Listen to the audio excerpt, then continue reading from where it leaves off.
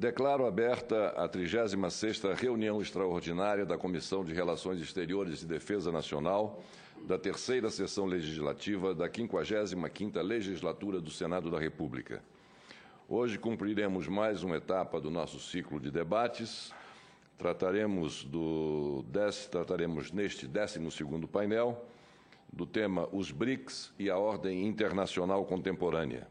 Para onde vão os gigantes emergentes? Antes de darmos início a este painel, lerei o comunicado relacionado à nossa última. Dando continuidade ao ciclo de audiências públicas, o Brasil e a Ordem Internacional, estender pontes ou erguer barreiras, esta Comissão de Relações Exteriores e Defesa Nacional realizou na segunda-feira, dia 4 de setembro, o 11º painel, abordando o tema Mercosul, 25 anos depois, para onde caminha a integração sub-americana. Participaram como palestrantes o embaixador José Botafogo Gonçalves e o professor Luiz Afonso dos Santos Sena. Segundo o embaixador José Botafogo Gonçalves, há na visão de muitos um persistente erro de perspectivas de ver um Mercosul que não existe. Criou-se, segundo ele, o hábito de considerar o Mercosul como um quinto elemento, e daí ele citar o não existir.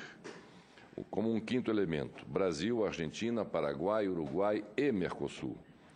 Então, diz ele, o Mercosul não é um quinto elemento que está em conflito ou em confronto com os 4 países. O Mercosul, pelo tamanho não só das suas economias, mas também de seus territórios e de suas populações, até hoje continuará sendo o que o Brasil e a Argentina decidirem que seja. Em 1991, a empresa privada brasileira não estava preparada para nenhuma abertura. Os industriais brasileiros tinham medo da concorrência da indústria argentina e os agricultores brasileiros tinham também medo da concorrência da agricultura argentina. Eliminaram-se todas as barreiras tarifárias entre os 4 sócios, mas para que essa eliminação não fosse dramática e não afetasse, sobretudo, a indústria brasileira e a indústria argentina, e a indústria brasileira, sobretudo, a indústria paulista, melhor dizendo, o governo brasileiro vendeu para a Argentina, Paraguai e Uruguai um modelo de união aduaneira que é o reflexo então, tarifa aduaneira brasileira. Em troca da adesão do Uruguai ao Mercosul, lembrou o palestrante, foi feita a promessa de que haveria abertura de mercado no Brasil e na Argentina. O Brasil cumpriu basicamente o compromisso com as exportações uruguaias, o que não aconteceu com a Argentina, sobretudo durante o período Kirchner, em que houve praticamente uma guerra comercial e um fechamento físico de fronteiras. Esse é o contexto que se apresenta hoje, explicou o embaixador, e que indica a necessidade de uma revisão de nossos objetivos nacionais e regionais. Continuando, disse o embaixador Botafogo Gonçalves que existem 3 áreas em que a integração regional do século XXI deve orientar os trabalhos do Mercosul, sobretudo do Brasil e da Argentina. A primeira, disse o palestrante, é o agrobusiness. O principal objetivo deve ser rever nossa visão de mercado global na área de alimentos. Essa combinação de mercado mundial fornecido por uma agricultura temperada e uma agricultura tropical, contíguas geograficamente, não existe em lugar nenhum do mundo, só no Brasil, no Uruguai, no Paraguai e na Argentina. Esse é o caminho que devemos seguir, asseverou o palestrante. Isso também é possível fazer na área da energia, pois não só o Brasil, mas o mundo tem que caminhar para um sistema de economia de baixo carbono, regra já consagrada no Acordo de Paris. Temos um enorme potencial na bacia do Mercosul, que, pela abundância de sol, de terra e de ventos, é uma bacia energética capaz de produzir cada vez mais, apoiada em recursos renováveis. Assim, inclusive pelas mudanças climáticas, lembrou o embaixador, o Programa de Energia Sustentável, usando todos os métodos e todos os critérios, deve ser o caminho a seguir. Em consequência disso, obviamente, precisamos ter um programa completíssimo de modernização da infraestrutura. Esses elementos, afirmou ele, têm que constituir a base para rever o Mercosul e partir para uma visão em que o Mercosul seja o caminho do mercado global. O Mercosul, afirmou o embaixador, é o reflexo da indefinição brasileira, onde ainda estamos tentando conciliar a revolução industrial e a globalização, com o processo de substituição de importações, com a preferência ao mercado interno, com o conteúdo legal, com a crescente não globalização, mas nacionalização das cadeias produtivas, coisa que na metade do século XX já era contestável e na metade do século XXI, segundo ele, é absolutamente ultrapassada. Esse programa de nova visão de integração regional, com essa perspectiva global, informou o palestrante, foi aprovado na reunião do Grupo Parlamentar Brasil e Argentina, realizada há 2 semanas. O Mercosul tem que estar equipado para poder, num primeiro momento, negociar a sua relação com a comunidade andina ou com a Aliança do Pacífico, e depois negociar com os outros países do mundo. Se conseguirmos reformular a visão regional do Cone Sul, a América do Sul vai ter um papel de atração, de polo de investimentos, semelhante àquele que a Ásia e a China, em particular, estão tendo nos últimos tempos, concluiu o embaixador José Botafogo Gonçalves. Segundo o professor Luiz Afonso Sena, o Mercosul é uma tentativa de uma união aduaneira, que por uma série de razões hoje ainda está incompleta, mas que, passados 25 anos, de alguma forma reflete uma evolução entre seu início e o momento atual. Contudo, afirmou o palestrante, esse avanço que conseguimos fazer não se deu na sua plenitude da forma esperada. Tivemos uma turbulência econômica muito grande dos vários países que compõem o Mercosul, notadamente o Brasil e a Argentina. Problemas internacionais, com uma queda no preço das commodities, aliados à má gestão econômica que é observada nos principais países do bloco, levaram a algumas consequências no que estamos sofrendo hoje, contribuindo negativamente para o crescimento do bloco e da região como um todo. Apresentando indicadores do Fórum Econômico Mundial vinculados à capacidade de atração de investimentos internacionais, os chamados investimentos estrangeiros diretos, o professor Luiz Afonso comparou o Mercosul com a Aliança do Pacífico. É apenas uma comparação, mas o nosso benchmarking não pode ser a Aliança do Pacífico, asseverou o palestrante. Fica muito claro o esforço que vamos ter que fazer para que consigamos nos posicionar melhor e sermos efetivamente um player global. Na qualidade geral da infraestrutura, os países do Mercosul ostentam o 140º lugar contra a 85ª desse outro bloco. A qualidade das rodovias, uma das questões centrais para a eficiência e produtividade do país, é muito ruim.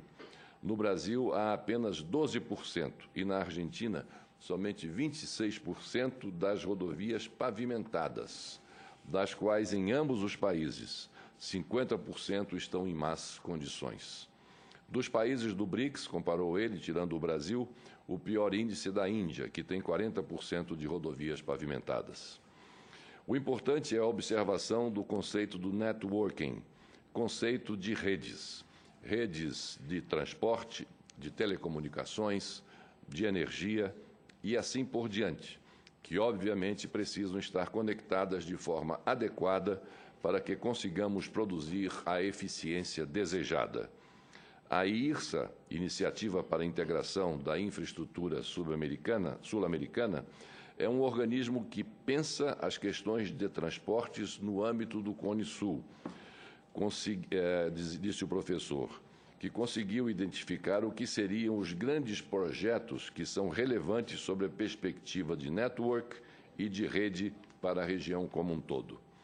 A carteira de projetos do IRSA contempla 581 projetos, dos quais 5 são multinacionais, 94 são binacionais, envolvendo a conexão entre 2 países, e a maior parte deles, 482, são projetos de âmbito nacional com repercussão no Cone Sul, envolvendo uma inversão total da ordem de 191 bilhões de dólares, informou o palestrante. O Brasil, continua ele, é o segundo país que mais demanda projetos, 94, e o que mais demanda recursos, 82,4 bilhões de dólares. O Brasil tem hoje 1.700.000 quilômetros de rodovias, das quais, desses 1.700.000, apenas 12%, 210.000 quilômetros, estão pavimentadas. Em países com dimensões semelhantes, como Estados Unidos, China e Índia, só a rede pavimentada é maior do que a rede do Brasil como um todo, ressaltou ele. A continuidade do Mercosul é irreversível, ele afirmou. Portanto, temos que trabalhar de forma muito responsável e pragmática as questões que dizem respeito às assinaturas, às assimetrias entre os países, mas fundamentalmente em relação às questões de infraestrutura. Já há nos países uma maior liberalização da gestão na busca de eficiência sistêmica, considerou o professor Sena. Com mais eficiência e competitividade, com marcos regulatórios claros e com estabilidade jurídica, estaremos entrando na linha de foco do grande investimento internacional. Tanto o Brasil quanto o Mercosul podem se impor como um país e como um bloco soft power.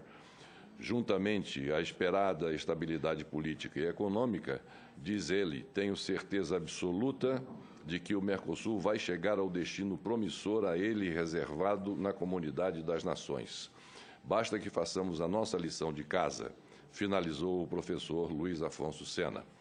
Em resposta a questionamentos, o embaixador José Botafogo Gonçalves considerou que a solução para problemas do Mercosul é ter enfoque global.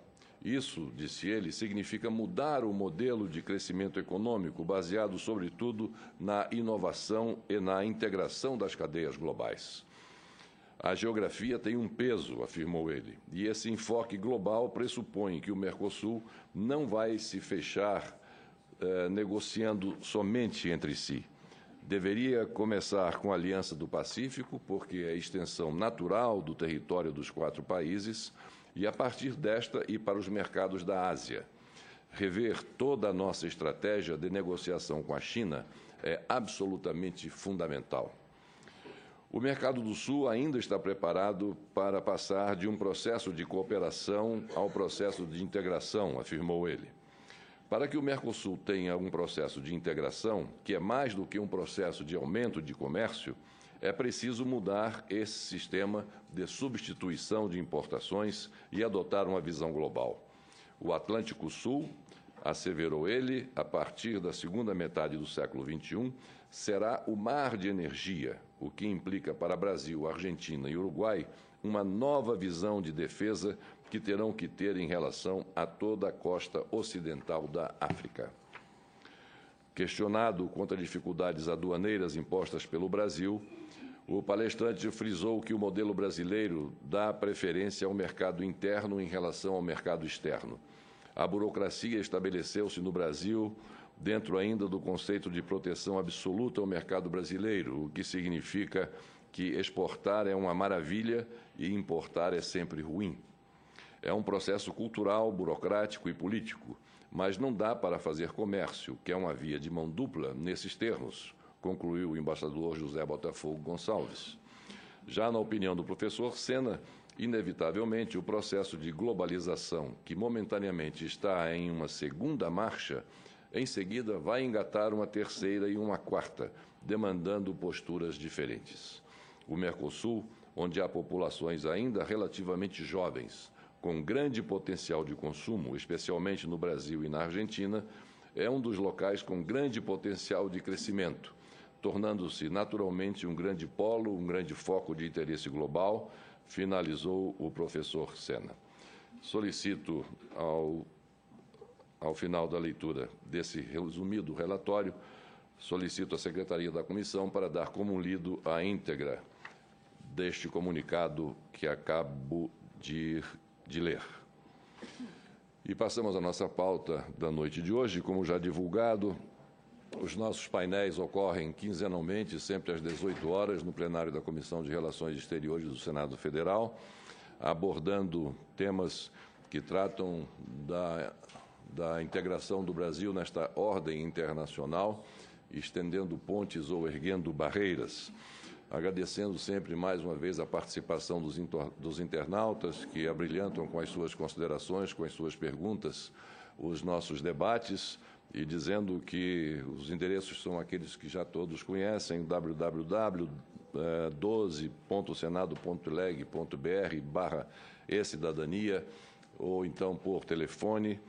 É possível acompanhar, como todos também já sabem, ao vivo esse nosso painel de debates pela televisão, pela Rádio Senado, como também pela internet. A participação dos nossos internautas é sempre muito positiva e, mais uma vez, os agradecimentos em nome da nossa comissão por essa contribuição.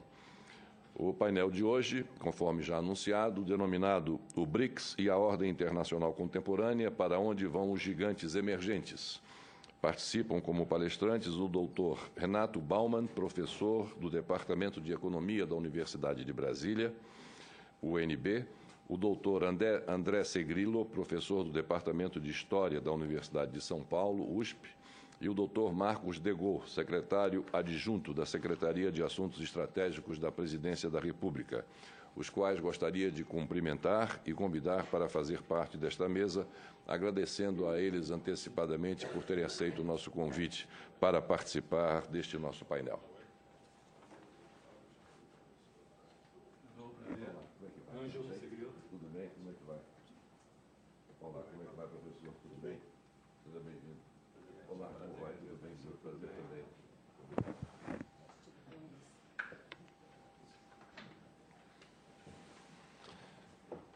Gostaria de registrar também a presença na mesa dos trabalhos da presidente da Comissão de Relações Exteriores e Defesa Nacional da Câmara dos Deputados, deputada Bruna Furlan, que sempre, com sua presença, prestigia essas nossas audiências. Obrigado a Vossa Excelência pela presença.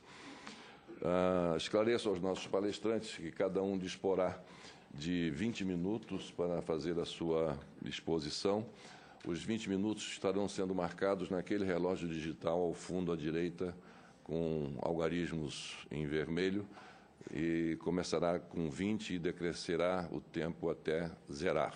E é interessante que todos os senhores, podendo ser o mais sintéticos possíveis, abram oportunidade para que o debate se estabeleça, e aí é que as questões ficam mais acesas e também contribuirão melhor para o entendimento daqueles que nos assistem.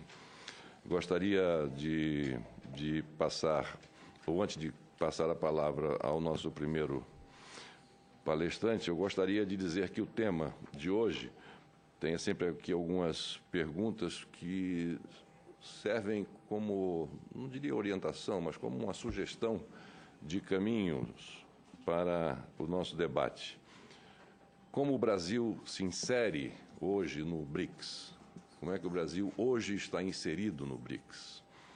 Há oportunidades de parcerias efetivas com esses países? Possibilidades de conflitos entre os BRICS? Diante dessa ordem internacional que vem se moldando a despeito de tantas divergências, e impactos das relações com os BRICS para o desenvolvimento econômico e tecnológico para a defesa nacional do Brasil. Para dar início, portanto, ao nosso painel de hoje, passo a palavra ao doutor Ângelo Segrilo, professor do Departamento de História da Universidade de São Paulo. Alô? Tá ótimo. Queria agradecer muito o convite da Comissão de Relações Exteriores e Defesa Nacional do Senado, na pessoa do presidente da mesa, o senador Fernando Collor de Mello. Queria saudar os colegas da mesa, a senadora, e o público aqui presente.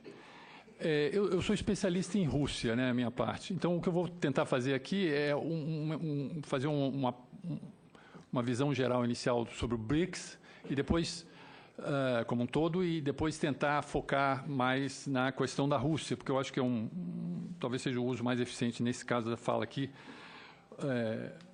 dos conhecimentos que eu possa trazer, né? para ficar dentro do tempo, eu preparei aqui a minha fala, eu vou ler aqui, eu acho que vai estar bem dentro do tempo.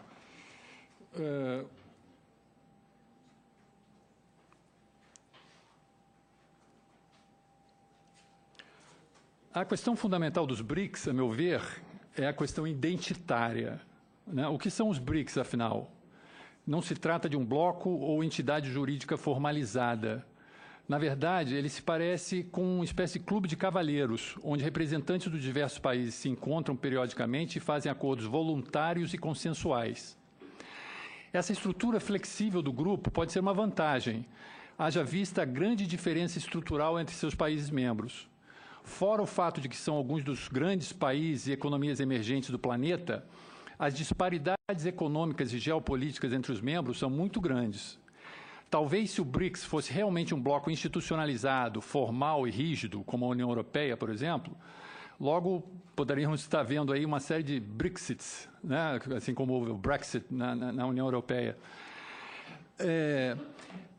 A questão fundamental, já que estamos assumindo que os BRICS provavelmente continuarão com essa estrutura flexível e quase ad hoc no futuro, é se ele não vai se converter no que os falantes da língua inglesa chamam de uma talking shop, né? Uma espécie de palatório, sem maiores consequências ou aprofundamentos, né? Em relação a isso, os BRICS podem ser vistos em duas dimensões principais, eu acho, a econômica e a geopolítica.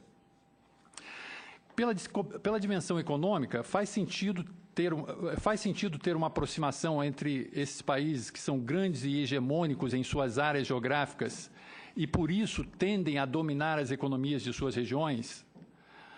Esta não é uma questão simples. O próprio fato de cada um desses países exercer hegemonia em suas regiões, a China no leste da Ásia, a Rússia na Eurásia, a Índia no sul da Ásia, o Brasil na América do Sul e a África do Sul também relativamente na África, tende a tornar mais difícil a aproximação econômica entre eles. As distâncias de transporte são grandes e cada país tende a se concentrar prioritariamente no comércio com os países das suas regiões, inclusive travando com estes acordos comerciais mais favoráveis. Por exemplo, as tarifas alfandegárias da Rússia são muito mais baixas para os países em volta da antiga União Soviética do que em relação ao Brasil. O mesmo caso da China com seus vizinhos no leste da Ásia, o Brasil com o Mercosul, etc. Ou seja, formar o BRICS como um verdadeiro bloco econômico integrado envolveria diminuir ou dissolver as tarifas aduaneiras para os produtos entre seus membros, como faz a União Europeia, por exemplo. Isso seria muito difícil de acontecer, exatamente pelas grandes diferenças, inclusive divisões geopolíticas entre os países dos BRICS. Mas assumamos uma história contrafactual. Assumamos que realmente fossem diminuídas ou extintas as barreiras alfandegárias entre os países membros do BRICS. Seria essa uma posição interessante para o Brasil? Há estudos econométricos para tal cenário, como, por exemplo, os trabalhos de Jaqueline Schunk e André Felipe de Azevedo. Esses trabalhos apontam que uma redução ou eliminação tarifária entre os países do BRICS realmente elevaria muito o nível de comércio entre esses países, inclusive, em muitos casos, tendo vantagem comparativa em relação ao custo de oportunidade de estarem exportando para outros países.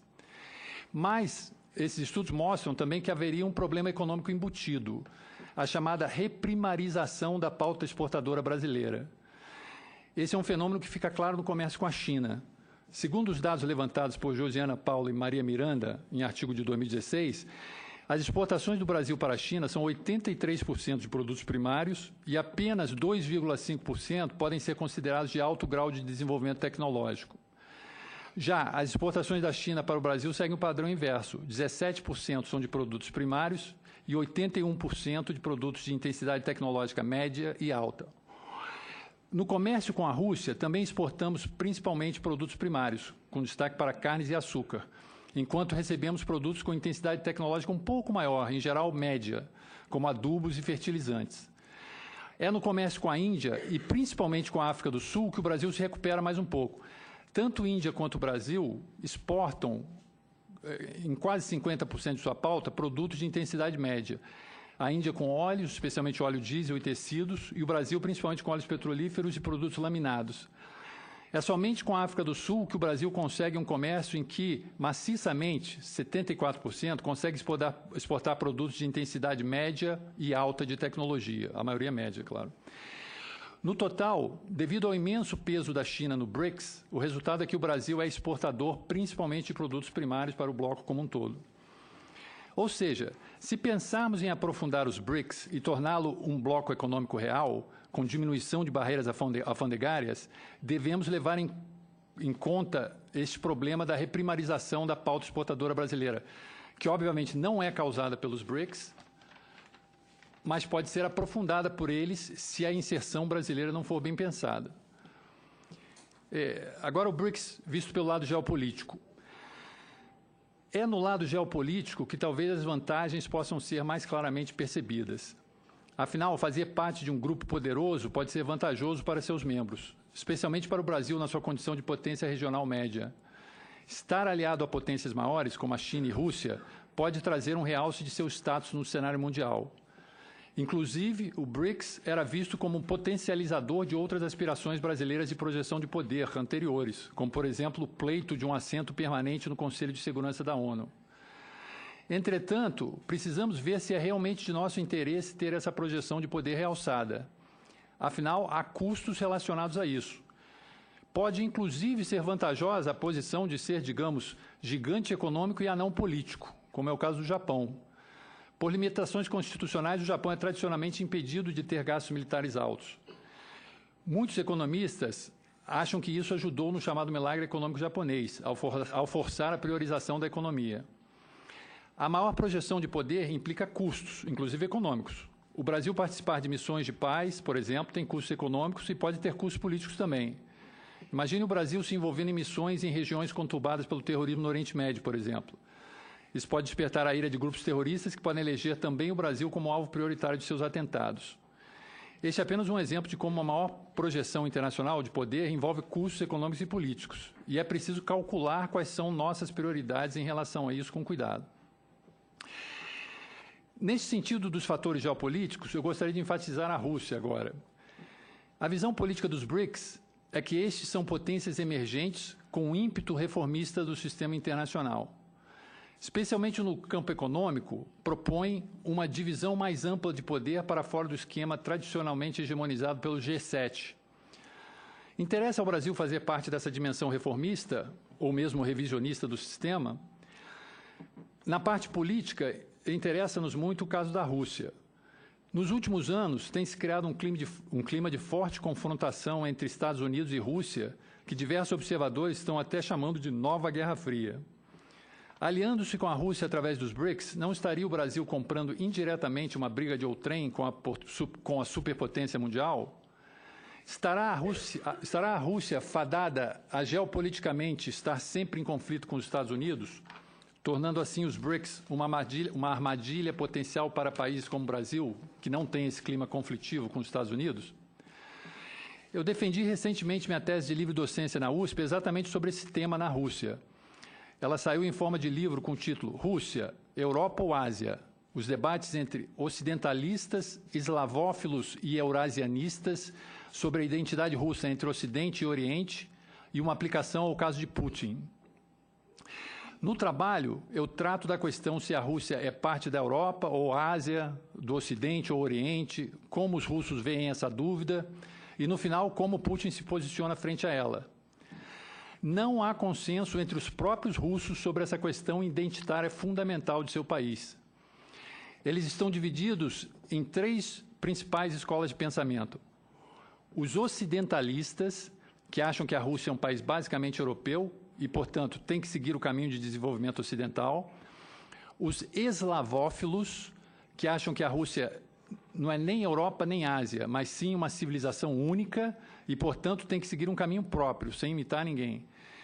E os eurasianistas, que acham que a força da Rússia está exatamente na síntese entre o princípio eslavo-europeu e o princípio turco-mongólico-asiático que a compõe.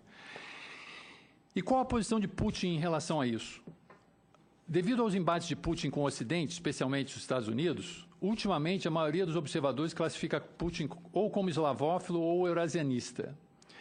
Mas eu sigo uma corrente minoritária e considero Putin um ocidentalista moderado. Por que defendo isso?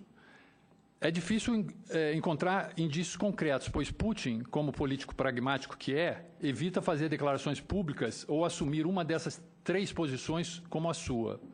Afinal, os russos se dividem entre essas três posições e assumir abertamente uma delas poderia alienar os defensores das outras duas.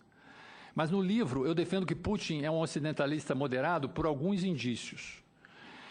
Primeiro, no seu escritório ele mantém um busto de Pedro o Grande, que foi o maior ocidentalista de todos, o homem que tentou modernizar a Rússia no sentido ocidental. Segundo, há uma autobiografia entre aspas, de Putin, intitulada em russo, Na Primeira Pessoa, que foi uma longa entrevista sobre sua vida concedida por Putin a 3 jornalistas. Ali ele claramente diz a seguinte frase: nós, russos, somos partes da cultura europeia. Na verdade, derivamos nosso valor exatamente disso. Onde quer que nosso povo habite, seja no Extremo Oriente ou no Sul, nós somos europeus. Ora, essa é uma posição claramente ocidentalista, né? E, em terceiro lugar, finalmente, em 2004, tive contato pessoal em um seminário diplomático com Igor Shuvalov, que então era assessor especial do presidente Putin e atualmente é vice-primeiro-ministro do país. Naquela ocasião, nas conversas de bastidores, Shuvalov comentou que nas reuniões com seus círculos, com seu círculo de assessores mais íntimos, Putin deixou várias vezes claro que considerava a Rússia um país basicamente europeu. Por essas razões, eu considero Putin um ocidentalista moderado, para diferenciar um pouco de Yeltsin, que era um aberto ocidentalista, no contexto russo da época. Mas como coadunar essas observações com o clima atual de confrontação entre Putin e o Ocidente, ou mais precisamente com os Estados Unidos? Putin, como todos os seres humanos, é multidimensional. Além de ocidentalista, ele é também um gasudarstvenik. Gasudarstvenik é uma palavra russa que literalmente quer dizer defensor de um Estado forte. Ou seja, a defesa do Estado russo é um item fundamental para ele.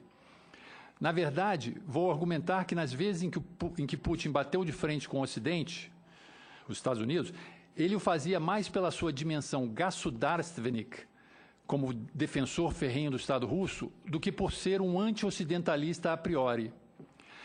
Tanto que nas vezes em que o Ocidente e mesmo os Estados Unidos foram a Putin sem hidden agendas, né, sem agendas camufladas, em busca de apoio, Putin o deu. Por exemplo, logo que houve os atentados de 11 de setembro de 2001, a Rússia cooperou com os Estados Unidos, fornecendo informação, permitindo aviões ocidentais pousar na Ásia Central, a caminho do Afeganistão, etc. Ou quando Obama tentou o famoso reset com Hillary Clinton. As vezes em que Putin se bateu contra o Ocidente, ou mais precisamente os Estados Unidos, foram quando ele sentiu que os Estados Unidos ou aliados tentavam interferir com o Estado russo. Por exemplo, a expansão da OTAN, uma aliança militar da Guerra Fria, que em vez de diminuir ou desaparecer uma vez acabada a Guerra Fria, se expande, coincidentemente em direção à Rússia. Ou as chamadas revoluções coloridas, quando governos pró-Rússia nas antigas repúblicas soviéticas são derrubados por fora do jogo político normal e substituídos por governos pró-ocidentais, com a ajuda do Ocidente. É assim que Putin vê os acontecimentos na Ucrânia de 2014, que derrubaram o presidente ucraniano pró-Rússia, Viktor Yanukovych. A imagem que eu uso para explicar o comportamento de Putin é a do general francês de Gaulle, Charles de Gaulle. De Gaulle se bateu diversas vezes contra os Estados Unidos, mas não porque de Gaulle fosse anti-ocidental a priori, e sim pois considerava defender os interesses do Estado francês assim agindo. Igualmente, Putin se bate contra os Estados Unidos não por ser anti-ocidentalista a priori, anti-ocidental a priori, e sim por considerar que está defendendo o Estado russo de intromissões externas. Por que menciono tudo isso? Para defender que uma aproximação com a Rússia de Putin não necessariamente quer dizer que nós, o Brasil, né, estaremos nos aliando a um país ou governante anti-ocidental a priori e, portanto, arriscando a cairmos em um campo definitivamente anti-ocidental. Todas essas palavras de precaução que coloquei acima não são para desencorajar a participação nos BRICS, mas sim para chamar a atenção que precisamos saber exatamente o que desejamos com a nossa aproximação com os BRICS, de modo a perceber vantagens e desvantagens das várias abordagens em relação a isso e tentarmos escolher a que nos é mais vantajosa. algo assim como a China pragmaticamente tem feito ao longo desse percurso, utilizando os BRICS para os fins que lhe interessam. É isso. Muito obrigado ao professor doutor Ângelo Segrilho, professor do Departamento de História da Universidade de São Paulo, pelas suas palavras, e passo a palavra ao professor doutor Renato Baumann, professor do Departamento de Economia da Universidade de Brasília, UNB. Muito obrigado pelo convite. Boa noite, né, a todos. Eu vou, na minha apresentação, dar um toque mais economicista, trazer mais números. Eu, de fato, trouxe uma apresentação em PowerPoint, mas ficou grande demais, eu posso deixar aqui, porque tem várias informações, depois o pessoal pode copiar se houver interesse, né? Quando se fala de BRICS, eu acho que a primeira dimensão importante a se ter presente é que se o grupo foi criado em Ekaterimburgo em 2009, a percepção da importância do grupo ela é bem anterior. Ela começa em 2006, quando os chanceleres começam a se reunir e a pensar em algum tipo de exercício conjunto. E por que isso? Porque já naquela época havia percepção da importância dessas economias para o dinamismo global do planeta. Foi o que acabou levando a expansão do G8 para o G20, o reconhecimento de que, naquele momento, o dinamismo daquelas economias era suficientemente importante para não ser desconsiderado da ótica do G20 e aparentemente suficientemente importante como para poder se pretender influenciar a governança global. E é isso que motivou a criação do grupo, né? Ora, se você tem como objetivo, um objetivo comum de influenciar a governança global, é preciso, por definição, encontrar elementos comuns, identidades que possam fazer com que isso leve à soma de esforços e viabilize essa influência no cenário internacional. Isso levou, um dos slides que está aí mostra muito claramente, a que as declarações que se seguem às diversas cúpulas, já tivemos 9 cúpulas, a última foi este mês, são crescentemente maiores em número de artigos, de anexos, etc. O que é muito bom do ponto de vista, e isso certamente teve um impacto muito positivo no aumento do grau de conhecimento mútuo dessas sociedades, nem das economias. Mas, ao mesmo tempo, traz um custo implícito que é a dispersão e, portanto, fica menos óbvio qual é o objetivo exato do grupo. Se perde nas declarações exatamente onde é que esse pessoal quer chegar, né? Bom, vou voltar a esse tema um pouco mais à frente. O grupo não pode ser desconsiderado. Afinal, são 42% da população mundial, 23% do PIB mundial, 53% das reservas de divisas mundiais, apesar de que 3/4 dessas reservas sejam da China. Mas o grupo é um poder. Certamente tem um potencial que não é para nada desprezível. Do lado político-militar, obviamente, pelo menos 3 desses 5 têm armas nucleares, né? Não é o caso do Brasil nem da África do Sul. Mas isso só soma a esse conjunto. Só que o peso da China nesse grupo é aplastante. E se ele é aplastante, ele tem um risco estrutural implícito na construção do grupo, que é o risco de ser China mais 4. Querendo dizer com isso, o risco de que as decisões do grupo correspondam mais proximamente aos interesses geopolíticos de um dos 5 membros e não do conjunto. Esse risco é agravado quando você tem pelo menos um outro dos 5, que é o caso da Rússia, como o colega acabou de falar, que tem um certo desconforto nas relações com o mundo ocidental e, efetivamente, é objeto de boicote em várias dimensões. E isso cria um caldo de cultura anti-Ocidente, seja que nome você queira dar, o russo ou o português, um certo caldo de cultura de, pelo menos, resistência a algumas das práticas do mundo ocidental, uma delas sendo particularmente um esforço no sentido de redução do uso do dólar, o que, por sua vez, corresponde ao interesse direto da China em universalizar o uso do renminbi, né? Hoje já é uma parte do direito especiais de saque, é uma das principais moedas, e é evidente que a China tem todo o interesse em universalizar o risco. Bom, dito isso, a China é o principal parceiro dos outros 4. E entre os outros 4, o Brasil tem superávit comercial, os outros têm déficit, o Brasil tem superávit, simplesmente pelo fato de que é exportador de commodities, e as commodities, de tempos em tempos, são bem valorizadas no mercado internacional. Os investimentos diretos entre os BRICS são uma parcela muito diminuta do total dos investimentos desses 5 no exterior, é 5%. E quando a gente olha os fluxos bilaterais, o Brasil se destaca, mas se destaca de uma seguinte maneira: se eu faço uma entrada e saída, quanto entra de investimento dos BRICS aqui e quanto sai de investimento daqui para os outros BRICS, duas coisas se sobressaem. Primeiro, que esse é um jogo intensamente entre China e Índia. É aí que está o grosso do investimento, tanto da Índia quanto na China, quanto da China na Índia, em que pesem os conflitos militares que eles têm na fronteira. Mas no caso do Brasil, o Brasil é um receptor líquido. De longe, não há nenhum outro que se compare. A gente não investe muito pouco nos demais BRICS e somos altamente beneficiados, na medida em que investimento direto seja um benefício, na atratividade dos investimentos. Isso, obviamente, tem a ver com as características da economia, ambiente de negócio, uma série de outras considerações. O fato é que essa é uma relação em que um quadro de entradas e saídas, claramente o Brasil se sobressai. O conjunto, esse grupo tem um grande feito, que é a criação do Banco de Desenvolvimento. Já virou um jargão, um lugar comum, dizer que é a primeira instituição multilateral não regional desde Bretton Woods. E com isso há um desafio evidente, há um conjunto de desafios relacionados.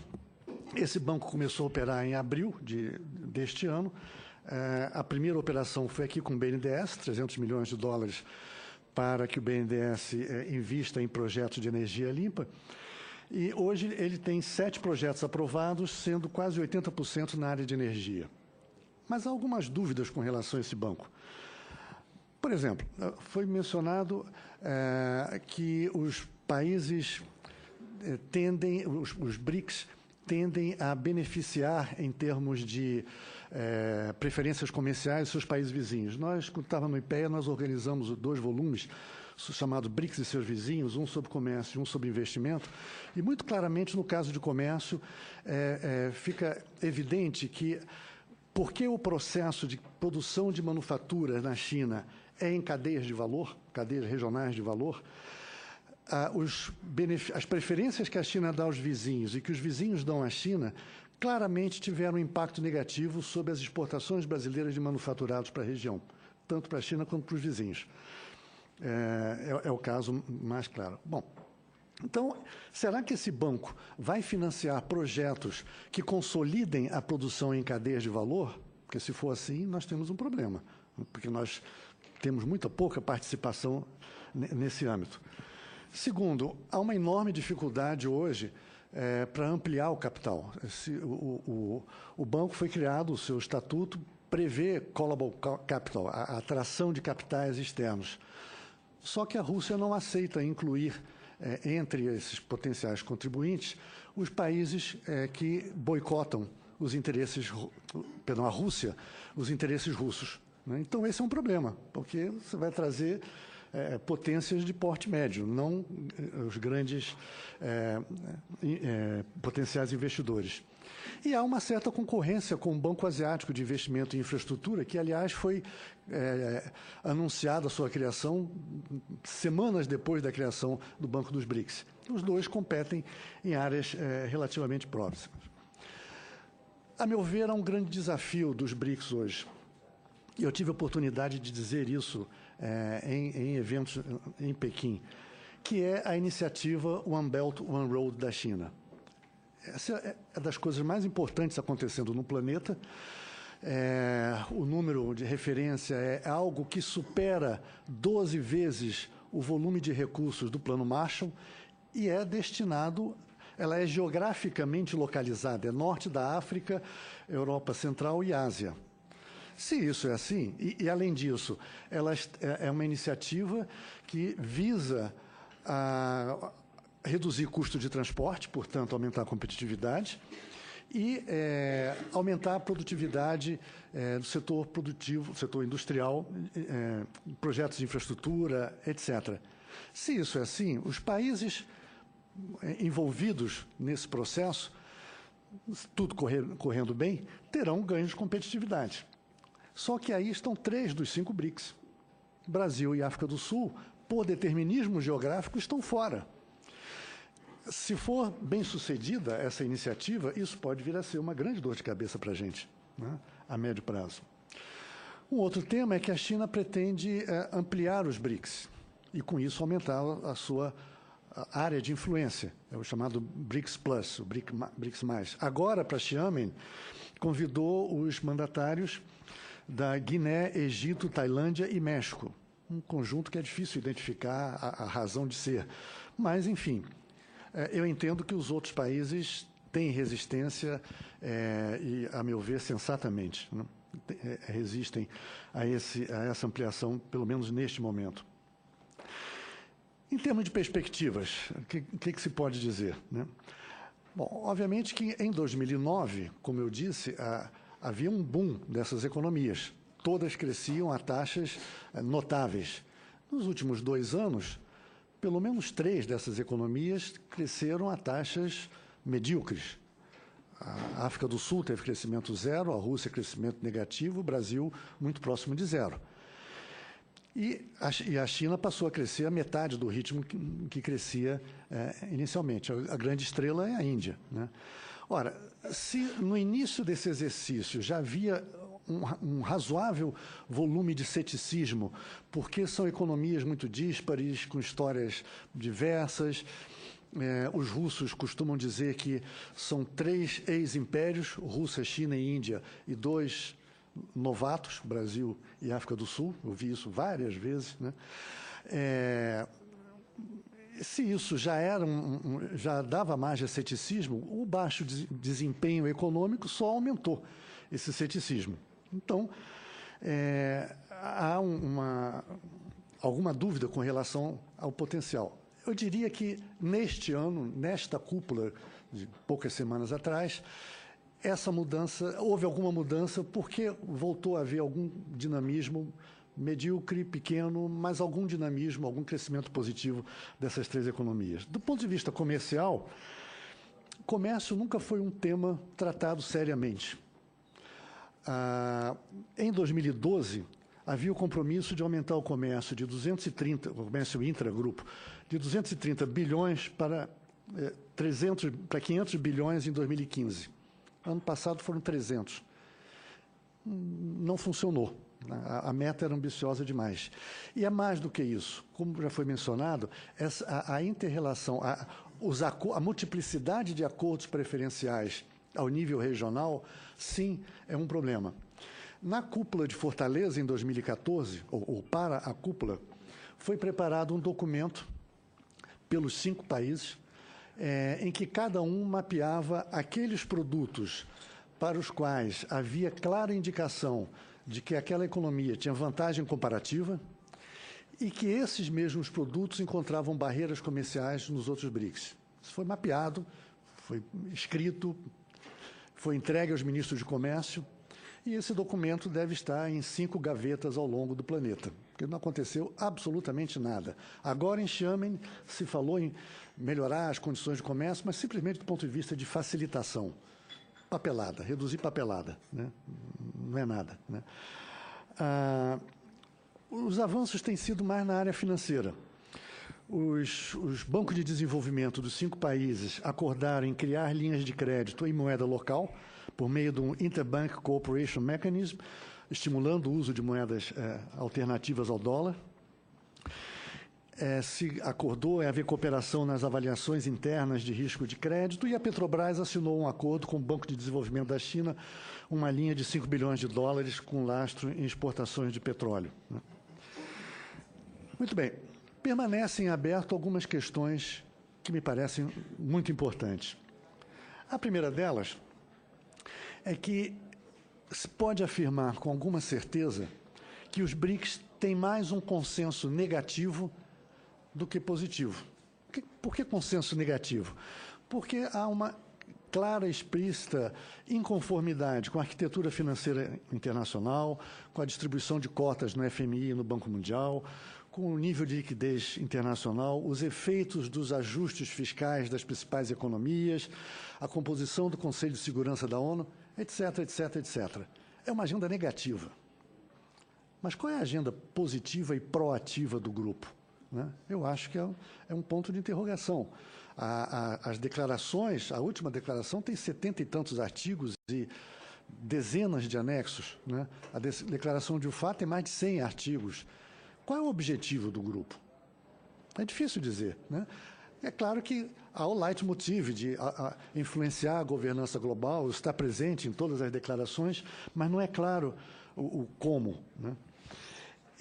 A China tem um interesse, obviamente, no uso mais disseminado do renminbi em lugar do dólar.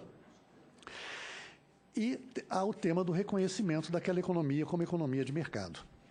Um tema que está aí debaixo do tapete. Estados Unidos e União Europeia já disseram que não vão fazer isso, mas a gente não tem o poder, o Brasil não tem o poder de dizer não vou fazer isso. Até porque estamos sendo bastante beneficiados com a entrada de investimentos chineses, ou pelo menos manifestação de interesse de investimentos chineses em infraestrutura. E a questão é até que ponto isso pode influenciar a própria agenda do grupo. Há um tema mais sensível ainda, que é se esse grupo quer atuar enquanto grupo homogêneo, então ele deve ter homogeneidade na maior parte dos casos. Alguns dos membros têm conflitos armados, ou tiveram no passado recente conflitos armados.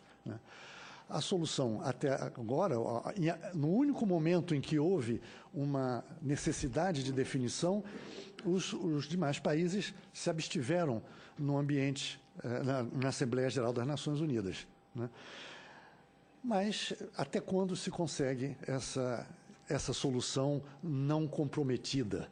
Em algum momento vai ser necessário a manifestação por parte dos 5 em relação a um ou outro conflito localizado. Esse é um tema que me parece bastante sensível e um risco potencial.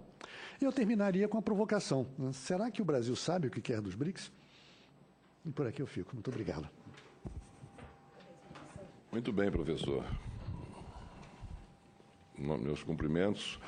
Muito obrigado ao professor Dr. Renato Baumann pela sua percussiente exposição e passo agora a palavra ao professor Dr. Marcelo de Gaulle, secretário adjunto da Secretaria de Assuntos Estratégicos da Presidência da República. E antes de passar a palavra a Vossa Senhoria, gostaria, senhor professor, de anunciar e agradecer a presença aqui na noite de hoje de Sua Excelência o Embaixador da Sérvia, senhor Veliko Lazic, do Embaixador da República do Azerbaijão, Dr. Elkhan P. Polukhov, do Embaixador da República da Namíbia, senhor Samuel Nuyoma, do Embaixador da República da Macedônia, senhor Ivica Bosevski, senhor Embaixador do Estado Plurinacional da Bolívia, senhor José Kim Franco, do senhor Embaixador do Estado do Catar, senhor Mohamed Al-Haiki, a embaixadora Gisela Padovan, do Ministério das Relações Exteriores, ao vice-embaixador da República do Malawi, Dr. C. Kapalamula, do ministro conselheiro da Embaixada da República Islâmica do Irã, senhor Morad Ali Golami Norouji, do senhor ministro conselheiro da Embaixada da Romênia, senhor Valério Rusu, do senhor ministro conselheiro da Embaixada do Marrocos, Abbas Sidi, do senhor conselheiro da República do Cazaquistão, senhor Termilan Aimagambetov, do senhor conselheiro da República Dominicana, senhor José Loreto Julián, do senhor conselheiro do Estado Plurinacional da Bolívia, senhor Wilfredo Chávez Serrano, da primeira secretária da Delegação da União Europeia no Brasil, senhora Cecília Merle, do primeiro secretário do Estado Plurinacional da Bolívia, senhor Faleg Valdez Copas, da segunda secretária da Embaixada do Marrocos, senhora Salma Atbelhadji, da segunda secretária da Embaixada do Canadá, senhora Nadine Curi, do senhor Ramiro Januário dos Santos Neto, terceiro secretário do Ministério das Relações Exteriores, divisão do agrupamento dos BRICS, da senhora Mariana Madeira, chefe da divisão do Fórum IBAS e do agrupamento BRICS do Ministério das Relações Exteriores, do senhor brigadeiro Maurício Augusto Silveira de Medeiros, chefe da assessoria parlamentar da Aeronáutica, e do senhor Alexei Kurikov, correspondente do Rossiyskaya Gazeta, correspondente desse veículo de comunicação da República da Rússia. E agora sim, passo a palavra ao professor Dr. Marcos Degol para a sua exposição. Boa noite a todos, senhores senadores, senhor senador Fernando Collor, presidente dessa comissão, senhora deputada Bruna Furlan, que muito nos honra com essa presença, senhoras e senhores. Pretendo ser breve para não correr o risco de ser excessivamente repetitivo, porque muito do que eu teria que falar já foi dito. Então, embora também seja professor por ofício e vocação, me permitam adotar um viés mais de políticas públicas. E eu gostaria inicialmente de parabenizar o senador Fernando Collor pela iniciativa de revitalizar um debate que, infelizmente, tem sido colocado em segundo plano em nosso país, que é aquele referente aos rumos da política exterior e, particularmente, o rumo dos BRICS. A utilidade de exercícios como esse é tanto maior quanto mais esses debates possam se converter efetivamente em políticas públicas que vão trazer, de alguma forma, benefícios para a nossa sociedade. E eu digo que sem reflexões dessa natureza, nós simplesmente vamos ser incapazes de formular e implementar qualquer tipo de política pública que mobilize a integralidade da administração pública federal em função dos objetivos nacionais. Talvez essa falta de mais debates, de clareza, de reflexão, de autocrítica e talvez até mesmo de um planejamento integrado, ela se faz sentir em diversas áreas. E aqui é que nos interessa mais detidamente, mais especificamente, é sobre o processo decisório em política externa relativo a BRICS, que é ainda marcado por muita retórica, muita discussão ideológica e pouca ou nenhuma ênfase em resultados práticos. Então, como o professor Renato mencionou, o que é que nós queremos com os BRICS? Para que servem os BRICS? Quais são os resultados alcançados até agora com os BRICS? Bom, para responder essa pergunta, primeiramente nós precisamos colocar o BRICS em sua devida perspectiva. BRICS não é um processo de integração profunda. O BRICS não é um bloco comercial. Não é uma aliança em seu conceito tradicional que comporta uma dimensão militar. Não é uma organização internacional. O BRICS é uma plataforma ou, se quiserem, um mecanismo de cooperação. E justamente por ter essa natureza, ele não pode entregar mais do que tem para oferecer. Como já mencionado aqui, a 9ª cúpula dos BRICS, no início do mês agora na China, ela trouxe, sim, alguns avanços organizacionais bastante importantes em termos de, sobretudo, de cooperação econômica e financeira, mas também evidenciou grandes problemas estruturais relativos a essa associação. Historicamente, os países que compõem esse, mais do que uma associação, um agrupamento, eles se pautaram por estratégias totalmente distintas de desenvolvimento. Possuem prioridades de política externa absolutamente divergentes. Possuem culturas estratégicas, que é extremamente importante para você ter um processo decisório em política externa convergente, totalmente distintos. Possuem estilos de negociação, tradições, sistemas políticos, práticas políticas, sistemas sociais absolutamente diversos. Talvez até em função disso, as ações conjuntas, de uma forma muito prática, até hoje, raramente elas vão além da emissão de declaração de intenções, de encontros que são, de certa forma, coreografados, de iniciativas de espectro reduzido, de alcance reduzido. Bom, subjacente a isso, existe aí talvez a suspeita de que esse grupo de países, potencialmente antagônicos entre si, talvez não estejam realmente dispostos a traduzir as suas capacidades econômicas e políticas individuais em influência geopolítica coletiva, ou que sejam capazes de fazer isso. Então, por exemplo, ao contrário do que tradicionalmente se apregoa, não existe hoje um indicador concreto para os próximos anos que sustente a tese de que esse grupo de países tende a liderar o crescimento econômico global. Hoje, China e Índia ainda mantêm bons níveis de crescimento econômico, embora abaixo de suas médias de anos recentes. Bastante abaixo, aliás. Os demais membros amargam retração persistente. Tem antes comprometido esses indicadores globais. Tem arrastado esses indicadores globais para baixo. E é inegável o fato de que, economicamente, a China domina os BRICS. Por que domina? Porque a sua economia é quase o dobro do que a dos outros 4 países somados.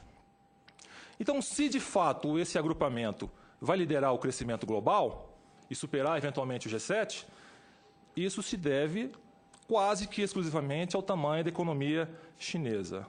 Então, que tipo de parceria nós queremos nesse relacionamento? Que tipo de benefício nós queremos nesse relacionamento? Numa perspectiva bilateral, todos nós sabemos que a China ultrapassou os Estados Unidos como nosso principal parceiro comercial. Mas isso também precisa ser posto em perspectiva, e o professor Bauman mencionou isso. Hoje, a nossa pauta de exportações para a China é muito menos diversificada do que há 10 anos. E é excessivamente focada em commodities. E quando a gente fala de commodities, 45% de nossas exportações para a China consistem em soja. Então, hoje, o Brasil é dependente da China. Tanto pelo volume de nossas exportações, quanto pelas de nossas importações também. A China é responsável por cerca de 25% do nosso superávit comercial.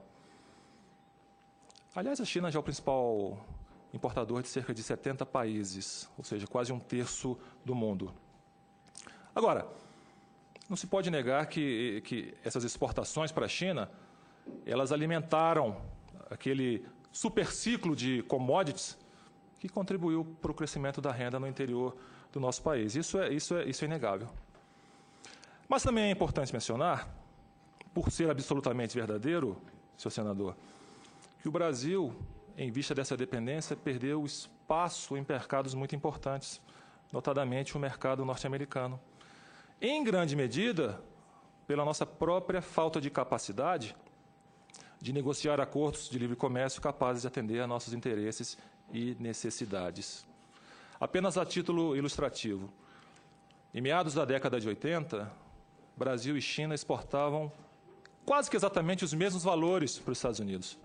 Alguma coisa aí na faixa de 20 bilhões.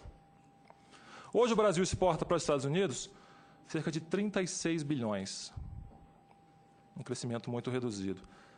E irrisório se comparado aos 498 bilhões que a China exporta para os Estados Unidos.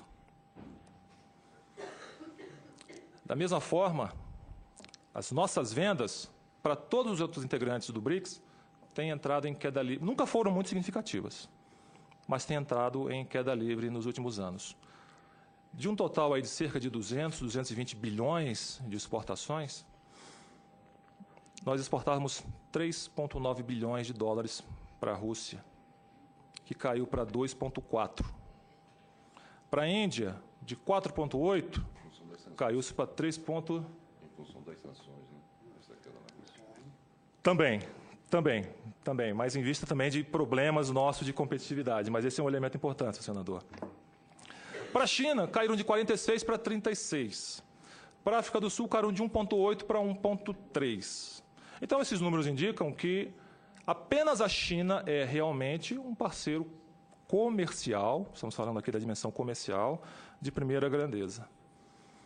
Mas, se a gente mencionar a dimensão de investimentos externos diretos, à luz do último censo de capitais realizado pelo Banco Central e que foi consolidado em 2015, o cenário não muda, porque de um estoque de 531 bilhões de dólares, os países do BRICS respondem por apenas 2,82%.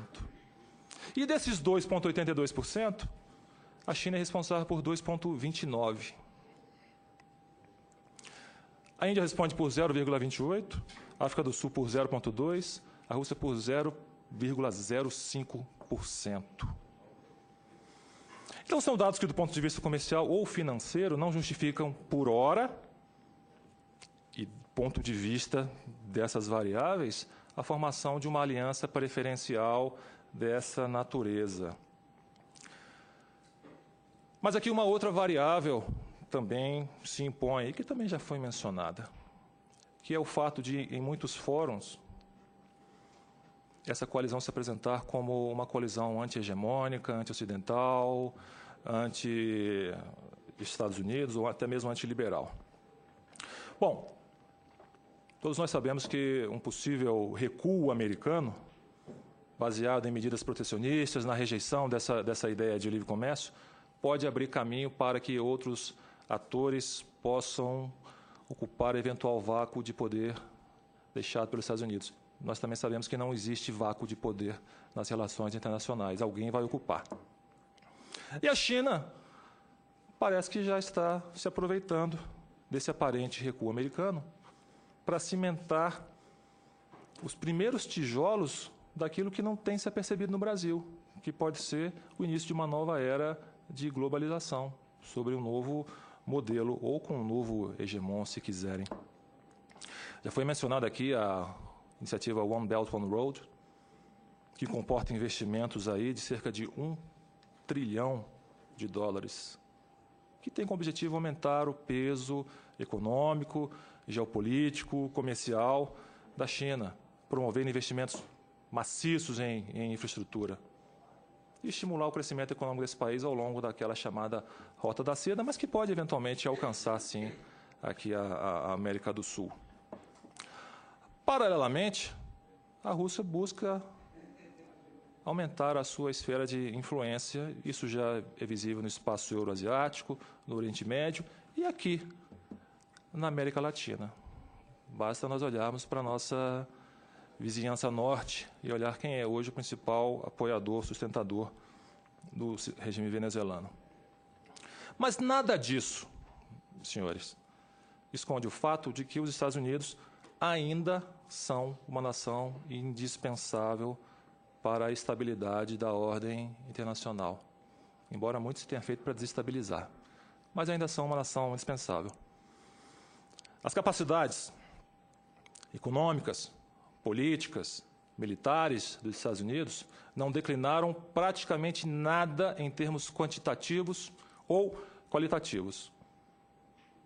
Sim, houve, evidentemente, uma diminuição do seu poder relativo e da sua primazia na política global. Isso é facilmente perceptível. E é perceptível também que aquele triunfalismo que existia na política exterior norte-americana, ela parece que vem diminuindo ou é menos ostensivo. Então, essa situação desse aparente recuo, uma certa diminuição do ritmo de crescimento da economia americana, que ainda é uma coisa fantástica, são quase 20 trilhões de dólares, pode ter, sim, em alguma medida, reduzido o will to power dos Estados Unidos.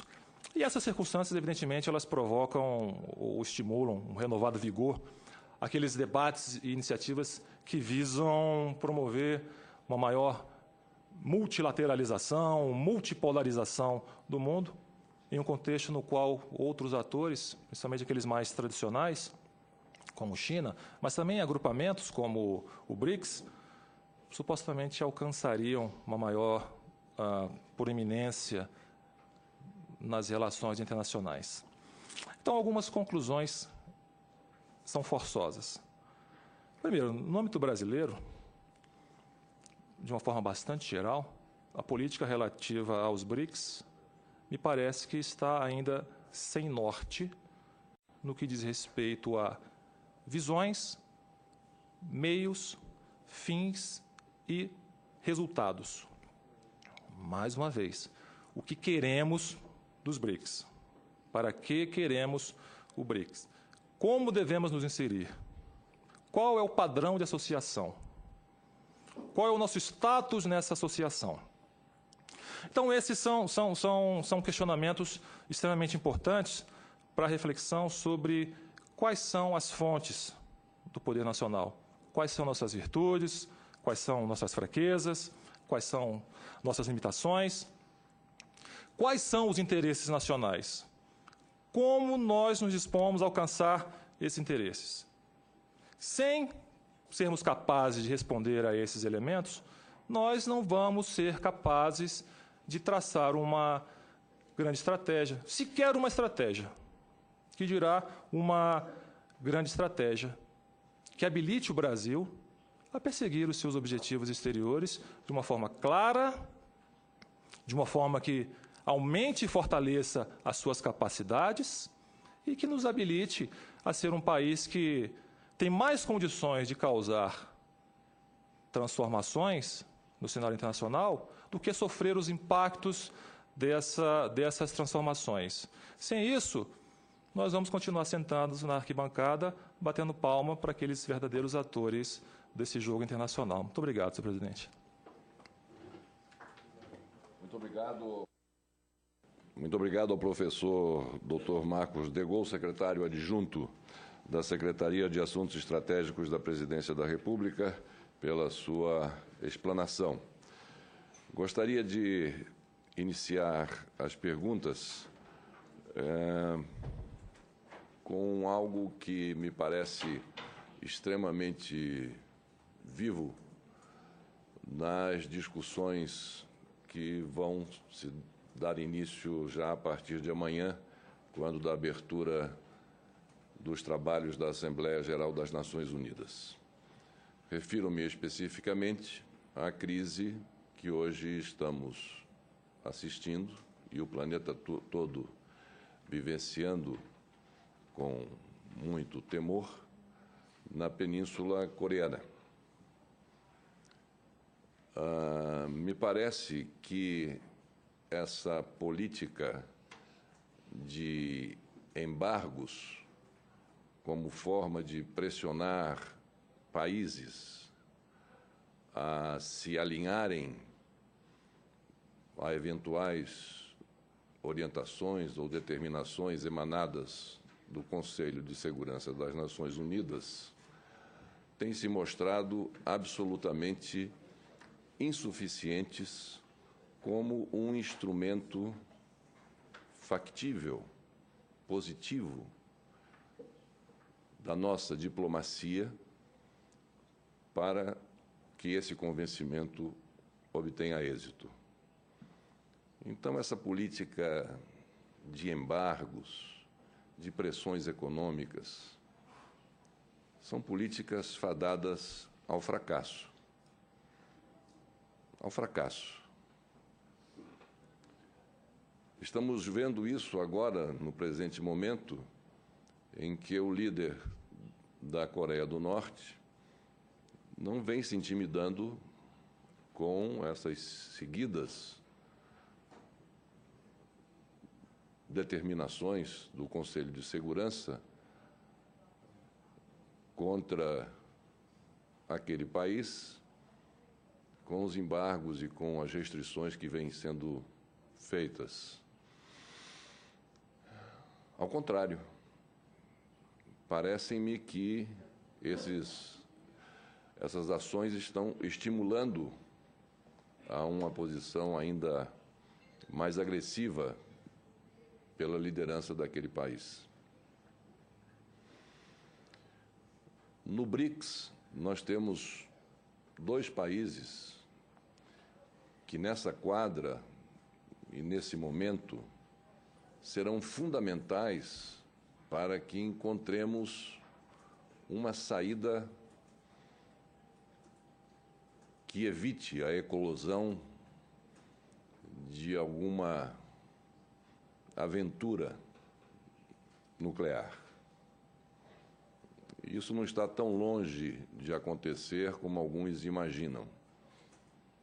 Na semana retrasada, eu estive em Nova York e, conversando com os think tanks americanos e com vários funcionários e assessores graduados das Nações Unidas, todos eles extremamente preocupados com a situação na Península Coreana, e nenhum deles tirou do seu radar a possibilidade de um entrevero que possa chegar a essa loucura absoluta da utilização de armamento nuclear como forma de dissuasão em pleno século XXI, em pleno século em que estamos tentando recuperar a nossa capacidade, a humanidade, recuperar a sua capacidade de diálogo, de construir consensos, de estabelecer padrões de convivência, que não seja pela intimidação, que não seja pela força, que não seja por outras formas, que não aquelas que a civilização moderna nos traz. De modo que, como dizia, nós temos 2 países no âmbito dos BRICS que serão fundamentais para evitar que algo catastrófico ocorra. Refiro-me à China e à Rússia.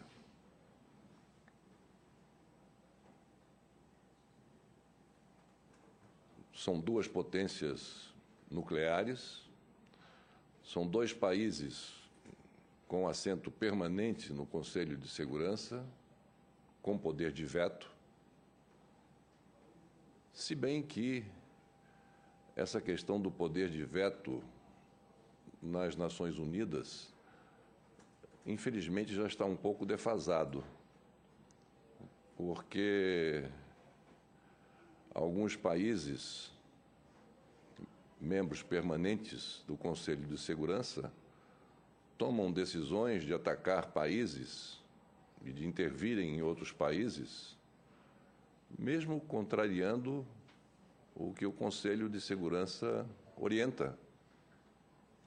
E, em alguns casos, sem ouvir, como determina a Constituição de algum desses países, o seu parlamento antes de iniciar qualquer ofensiva militar.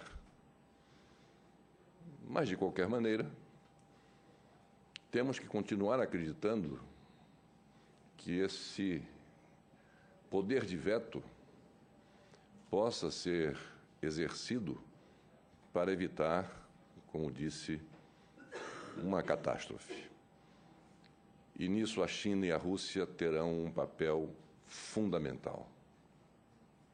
A China, pelas suas vinculações históricas com a Coreia do Norte, o principal parceiro comercial daquele país é a China, pela sua capacidade de dissuasão, pela sua capacidade de dialogar, e a Rússia, por motivos também parecidos, e que terá pelo seu presidente, Vladimir Putin,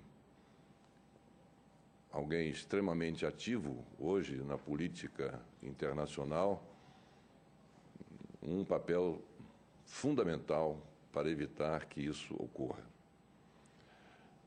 E aí vem a minha pergunta, que seria mais no sentido de uma reflexão que gostaria, se possível, de ouvir dos nossos debatedores na noite de hoje.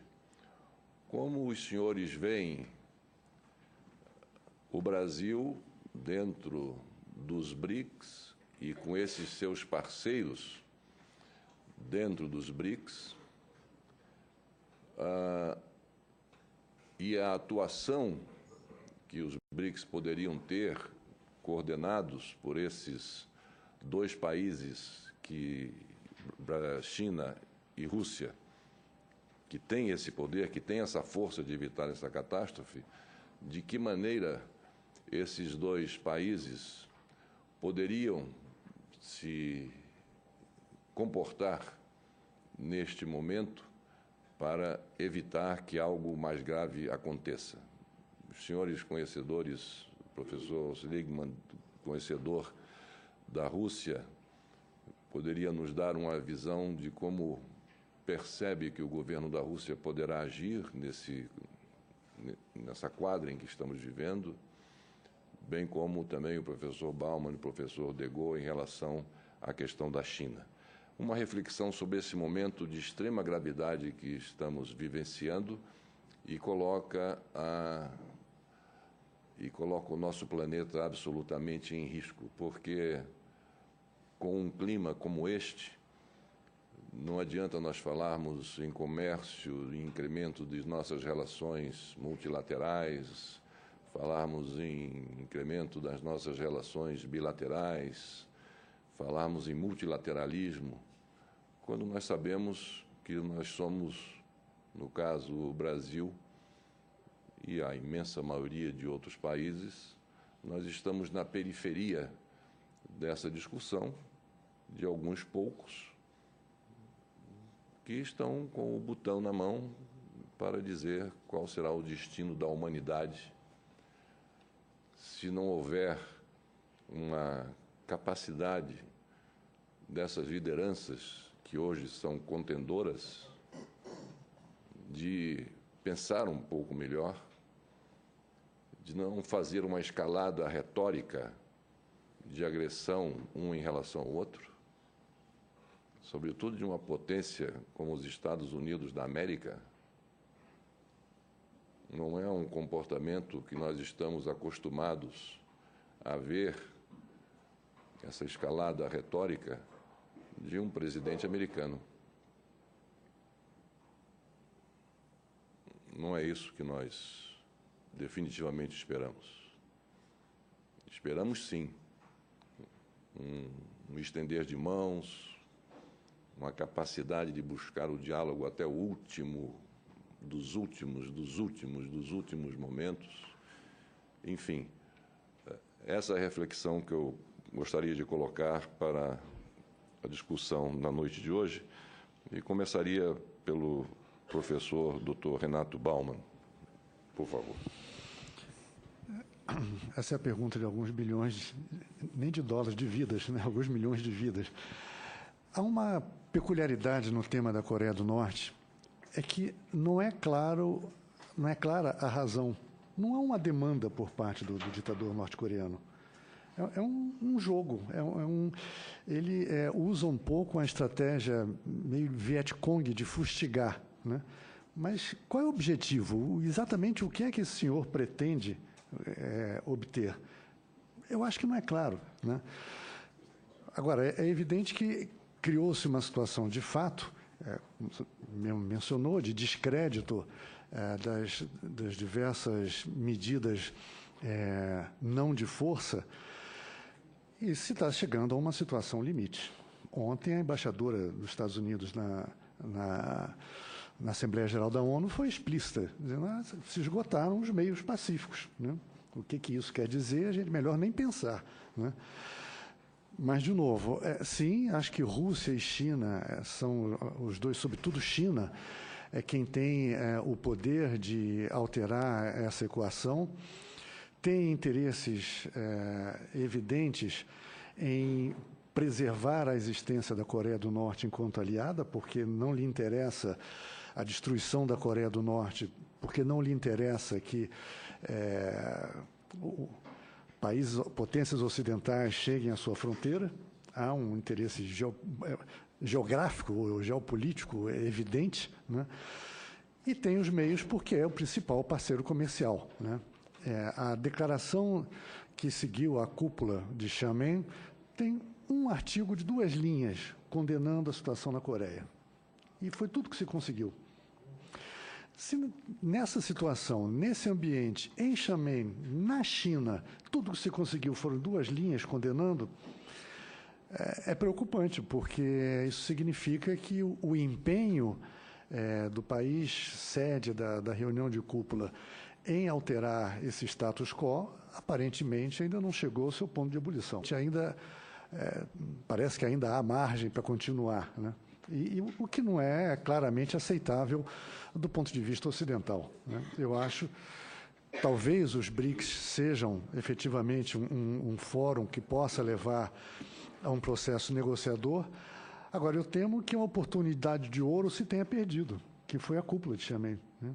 Quer dizer, como os BRICS se movimentariam de forma significativa a partir daqui, uma segunda cúpula emergencial ou ao nível de Sherpas, é difícil imaginar, né? Eu acho que, a julgar pelo noticiário, neste exato momento, acho que não estão dadas as condições para uma ação mais efetiva do grupo enquanto tal. E, definitivamente, eu acho que seria, concordo inteiramente, eu acho que seria a ferramenta hoje mais palatável para uma solução não conflitiva, não bélica. Mas não vejo a curto prazo como é que isso poderia acontecer, né? Muito obrigado, professor Bauman. E passo a palavra ao professor Ângelo Segrilho. Essa questão é realmente extremamente complicada e urgente, né? Porque a questão nuclear é premente a todos. A China é quem tem mais capacidade de influenciar a Coreia do Norte, mais do que a Rússia, né? Que o senhor tinha me perguntado mais especificamente sobre a Rússia também. A Rússia tem algumas ligações históricas, tem ligações comerciais, então pode também, eu acredito, mais fornecer o papel meio de um intermediário nas negociações, um poder moderador. A China tem um papel até de oferecer sanções que a Coreia do Norte realmente sinta. Mas aí eu concordo com a sua posição de que as sanções não estão adiantando, e ao contrário, podem estar acelerando um processo perigoso. Então, esse caminho das sanções realmente parece um beco sem saída. 2 pensamentos, né? Primeiro, houve um caminho diferente na época dos antigos, do antigo grupo dos 6, na época do Clinton, em que, em vez de ir pelo caminho das sanções do porrete, né, eles foram pelo caminho das cenouras. Em vez de cortar petróleo à Coreia do Norte, eles ofereceram petróleo para a Coreia do Norte em troca de contrapartidas. E estava funcionando naquela época. Quem saiu foi posteriormente o Bush. Aquele era um caminho interessante. Agora, eu acho também uma coisa fundamental. Muitas vezes é colocado, não só na mídia, muitas vezes na academia, hein? A questão da irracionalidade do líder norte-coreano. É como se ele fosse irracional, ou até louco, palavras como louco são utilizadas, né? Esse é o tipo de raciocínio que não leva a nada. A mesma coisa, Hitler era um louco, isso não leva a nada a entender a situação. Hitler não era louco, o líder norte-coreano não é louco, ao contrário, é extremamente racional. Ele, qual é o seu grande interesse? A sobrevivência do seu regime. E dentro do esquema dos últimos acontecimentos no mundo, a maneira que ele tem de se garantir isso é com as armas nucleares. Alguns países que não tinham armas nucleares foram invadidos, por exemplo, dos Estados Unidos, né? Que se tivessem armas nucleares, talvez essas invasões não tivessem ocorrido. Então, ele é um ator racional. E o que ele quer, principalmente, e aí é uma posição bem realista, é a sobrevivência do seu regime, né? A sobrevivência do Estado, é a posição realista de relações internacionais. Então, o que nós podemos oferecer a ele para que ele nos dê contrapartida em relação a isso? Então, o que se pode ser oferecido a ele são assurances, desculpe. Como? Garantias, desculpe. Garantias dessa sua sobrevivência. Mesmo que para alguns seja uma coisa, não, mas vai estar perpetuando o regime da Coreia do Norte, aquele regime horrível, etc. Mas aqui nós estamos tratando, como o senhor bem colocou, da questão da sobrevivência não só da Coreia do Norte, a sobrevivência da humanidade, de uma maneira geral, mais alargada. Então, num primeiro momento, eu acho que, talvez, resgatando um pouco aquela estratégia do Grupo dos 6, oferecendo as cenouras, em vez de porretes, cenouras nessa questão que é fundamental para esse ator racional, que é o líder norte-coreano, que é a questão da sua sobrevivência, em troca de um desenvolvimento menos perigoso de armas nucleares na península. Eu acho que isso funcionaria nesse sentido. Muito obrigado. Muito obrigado ao professor André Seguilho, e passo a palavra ao professor Dr. Marcos Degault. Bom, senhor senador, a situação é grave e comporta algumas variáveis que merecem ser analisadas. Uma delas é o fato de que esses embargos e sanções, como bem dito pelo senador Collor, não trazem resultados, não trarão resultados, mesmo que já existe uma vasta literatura acadêmica, embasada em fatos, que demonstram que sanções dessa natureza prejudicam e muito a população, mas não afetam em nada o regime. Então, a população sofre e o regime continua aí com todas as suas benesses e prerrogativas. Em segundo lugar, temos o fato de que se trata de um regime que vem já há bastante tempo utilizando essa forma de chantagem para conseguir se perpetuar no poder. Só que, dessa vez, ao contrário de situações passadas, não existe ou não existem demandas específicas e se cruzou um limiar de obtenção de capacidades que antes não existia. Então, hoje, a Coreia do Norte possui uma capacidade de ameaçar o sistema internacional exponencialmente maior do que há alguns poucos anos, e isso é fruto, de certa forma, também dessa política vamos chamar assim, de apaziguamento. Em terceiro lugar, nós temos um grupo de países que se mostrou historicamente incapaz de formular consensos sobre questões prementes. O BRICS não se manifestou em nada como coletivo na questão da Síria. Nada foi dito pelos BRICS na questão do Sudão do Sul. Nada foi dito pelos BRICS em relação à questão da Venezuela. Então, qual é a capacidade efetiva de articulação dos BRICS? E, em último lugar, nós temos aí o fato de que os Estados Unidos não reconhecem o BRICS como um interlocutor válido, mesmo porque é muito mais fácil para os Estados Unidos negociar essa questão com Rússia, ou com China, ou com os dois, do que sentar para negociar com 5 países. Sendo que desses 5, 2 têm condições concretas de intervir de alguma forma. Então, de uma forma muito concreta, e embora o Brasil possua todas as credenciais diplomáticas para atuar como um intermediário,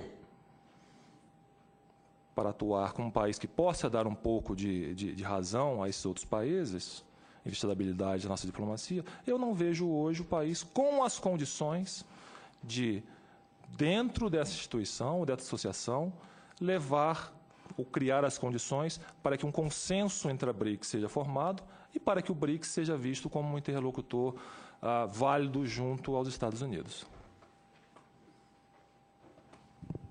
Grato ao professor Degô, e vamos passar agora às perguntas dos nossos internautas. Quero agradecer algumas participações, são considerações de ordem geral. Eu agradeço a Lúcia Rintz, de Alagoas, pela consideração que faz. E aqui vão as perguntas que eu pediria aos senhores palestrantes que anotassem para, em seguida, passar as respostas. Por favor. De Andréa Amorim Campos, do Rio Grande do Sul.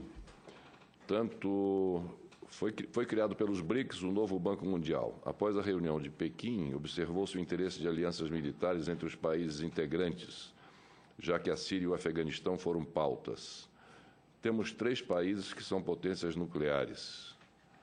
O Brasil não se inclui. O que ganhamos com isso? E ela continua. Tanto o Brasil quanto a Rússia estão passando por um difícil período econômico. O Fundo de Investimento tem como objetivo auxiliar esses países? O NBD é o novo FMI dos países emergentes? Quais são as estratégias já formuladas pelo Brasil em relação aos BRICS? O Eclair Pires de Souza. Criado para criar pontes, dar autonomia para cada Estado desenvolver-se com soberania e com parcerias. O fundo criado é justamente para não depender de dinheiro externo dos organismos internacionais que agride a soberania dos Estados. Cooperação técnica está inserida no contexto. Do Ranieri Ribeiro Paula, de São Paulo. O BRICS foi uma grande iniciativa, e por que não aproveitar dessas parcerias? Para mim, uma questão crucial é preservar o direito de nosso povo a um ambiente salubre, embora nós mesmos não fizemos até então. Do mesmo Ranieri Ribeiro Paula, de São Paulo, é uma preocupação para a soberania nacional erguer pontes num país como o Brasil, que possui tantas riquezas naturais e um povo ainda pouco escolarizado. Acho que precisamos de parcerias para novas tecnologias em projetos que promovam o desenvolvimento sustentável. De Deise Azevedo, do Rio de Janeiro. Não adianta possuir um ótimo PIB e um péssimo IDH.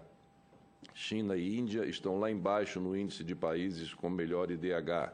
Brasil, Índia, China, México, todos com alto PIB e péssima qualidade de vida. Favelas por todos os lados, pobreza extrema, violência, sem saúde, sem educação, sem segurança. Carlos Dias, do Espírito Santo.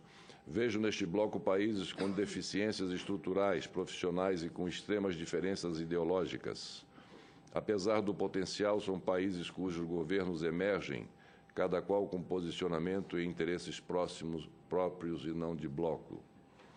De Elinei Carneiro, do Ceará. O Brasil é o país do futuro, portanto, ergue barreiras para proteger os nossos interesses, pois no BRICS o Brasil está com toda vantagem nas negociações comerciais. Enfim, é uma afirmação. De Arthur Alvim Cury.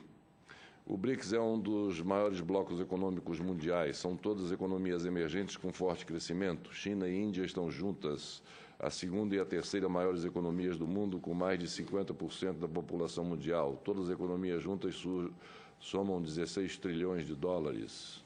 Também é uma afirmação.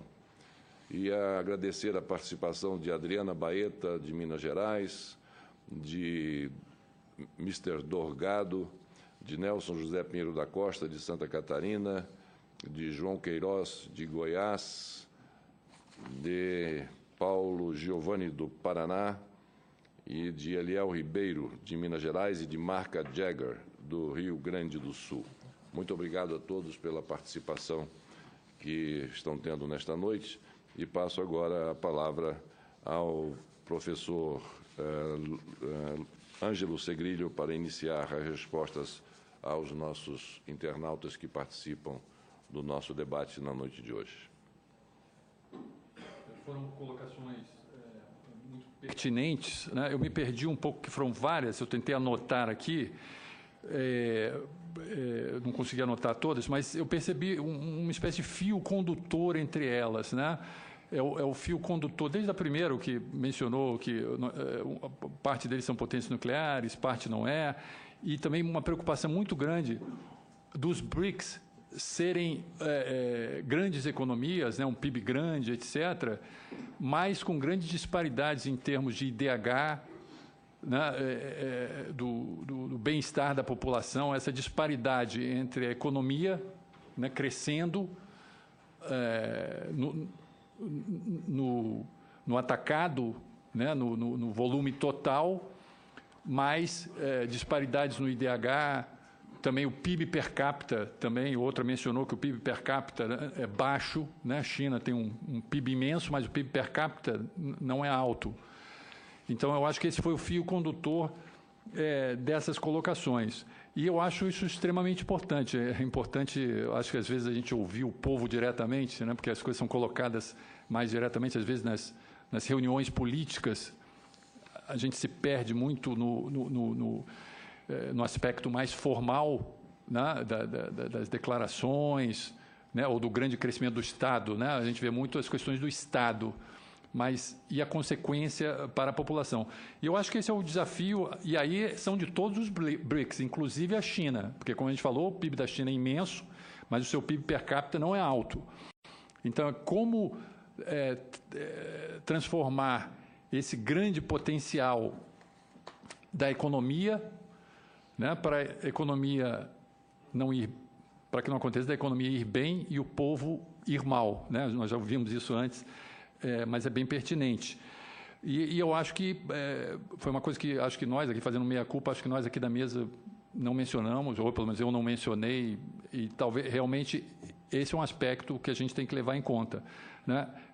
Como ter certeza de que os BRICS, a prioridade não vai ser meramente fortalecimento desses estados e uma perpetuação de uma situação que, como colocaram aqui, é muito contraditória, né? Porque, na verdade, em termos de bem-estar da população, IDH, etc., nós ainda estamos muito longe de satisfazer isso, né? Então, eu acho que a contribuição dos internautas foi muito importante. Esse é um ponto que nós temos que não só estudar aqui, mas também os políticos levarem em consideração, né, na formulação de políticas. Muito obrigado, professor. E passo a palavra ao doutor Renato Baumann. Muito obrigado pelo interesse demonstrado. Entre os 5 BRICS, 2 deles são países com população de mais de 1 bilhão de habitantes. Qualquer indicador per capita vai ser muito baixo. Qualquer coisa que você meça per capita vai ser muito baixo, porque o denominador é grande demais, né? Dito isso, algumas considerações. Sim, foi mencionado o tema de cooperação técnica, etc. Sim, há várias iniciativas nesse sentido. Eu tive a oportunidade, como diretor do IPEA, na área internacional, de coordenar o Conselho dos Think Tanks dos BRICS. O IPEA é o representante oficial do Brasil nesse conselho. E nós tivemos a oportunidade de fazer um documento conjunto dos 5 Think Tanks, chamado Uma Estratégia de Longo Prazo para os BRICS.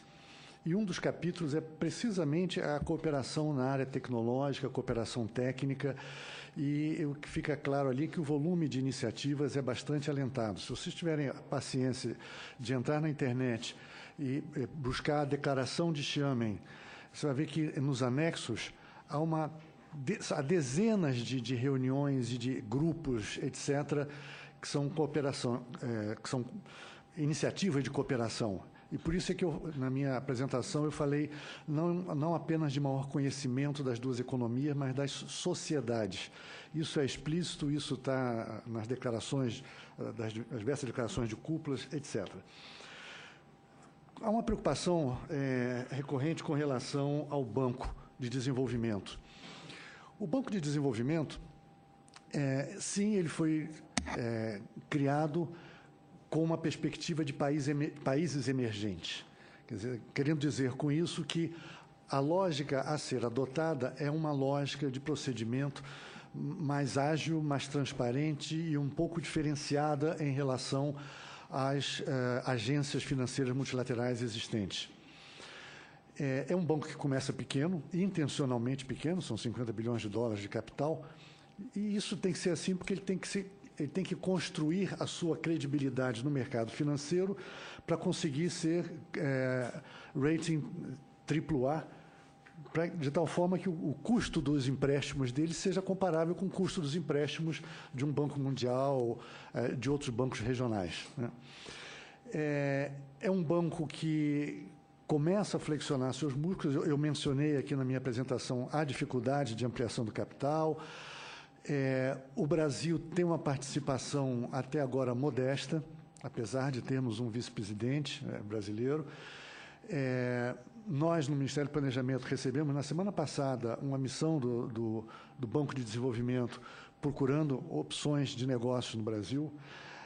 Nós, na Secretaria de Assuntos Internacionais de Planejamento, estimulamos, e eu entendo que há negociações que continuam entre o Banco dos BRICS, o BID e o FONPLATA para viabilizar processo de cofinanciamento aqui na região, mas fala-se em criar, em se abrir um escritório de representação do NDB aqui no Brasil, mas é importante ter presente o seguinte: esse banco foi criado, e segundo várias manifestações das autoridades do banco, ele tem como meta ter uma dimensão limitada. Ora, um banco de desenvolvimento que tem uma dimensão limitada, isso afeta a própria capacidade dele de análise enquanto banco de desenvolvimento. Não é só a taxa interna de retorno dos projetos, você tem que ter avaliação de impacto ambiental, impacto social, uma perspectiva de mais longo prazo, etc. Se isso é assim, então esse banco, que tem como norma, como propósito básico ter uma lógica diferenciada, ele naturalmente vai ter que trabalhar com outros bancos de desenvolvimento. O nosso BNDES, Banco Mundial, eu entendo que há acordo já entre eles, etc. Então, nós temos aqui, foi mencionado se o fundo seria, se o banco seria um novo FMI dos emergentes. Definitivamente não. Até porque o FMI não é banco, é um fundo para resolver problemas de liquidez, problemas emergenciais de liquidez. Esse é um banco de fomento a projetos de infraestrutura. E ele se soma à disponibilidade existente no planeta de recursos para investimento em infraestrutura. A estimativa é de que existe um déficit da ordem de 3 trilhões de dólares entre os projetos mapeados de infraestrutura e a disponibilidade de recursos nas diversas linhas dos diversos bancos de desenvolvimento. Se isso é assim, qualquer banco de desenvolvimento adicional é muito bem-vindo, porque ele soma a oferta de recursos disponíveis, né? Ele é diferenciado, sendo repetitivo, e definitivamente não é nem uma negação do que seria o Ocidente, né?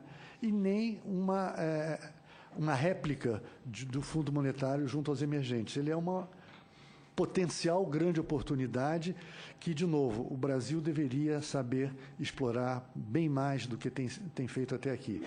Por que os projetos são poucos? Porque há poucos projetos nesse país.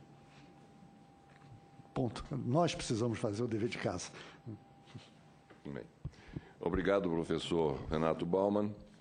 E para finalizar a nossa reunião de hoje, passo a palavra ao doutor Marcos Degot. Obrigado, senador. Vou ser bem breve também para não ser repetitivo.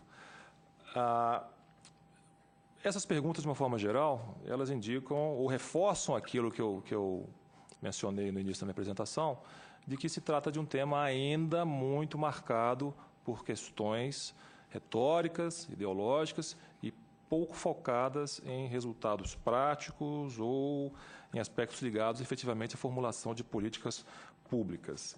Então, vamos nos focar nessa questão de cooperação técnica.